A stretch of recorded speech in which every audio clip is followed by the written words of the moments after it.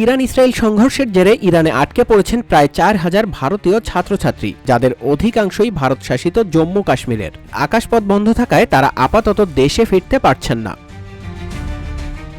এদিকে আটকে পড়াদের নিরাপত্তা নিয়ে উদ্বিগ্ন পরিবারের সদস্যরা গত রবিবার ভারতের শ্রীনগরে একটি বিক্ষোভও করেছেন। ইরানে পড়তে যাওয়া শিক্ষার্থীদের অনেককেই ইতোমধ্যেই অপেক্ষাকৃত নিরাপদ জায়গায় সরিয়ে নেওয়া হয়েছে।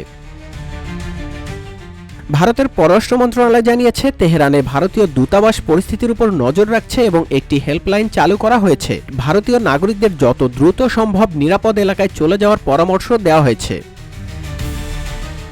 এদিকে ইরান ইসরায়েল চলমান সংঘর্ষের ফলে শিক্ষার্থীদের দ্রুত দেশে ফিরিয়ে আনা ভারত সরকারের জন্য একটি বড় চ্যালেঞ্জ হয়ে দাঁড়িয়েছে।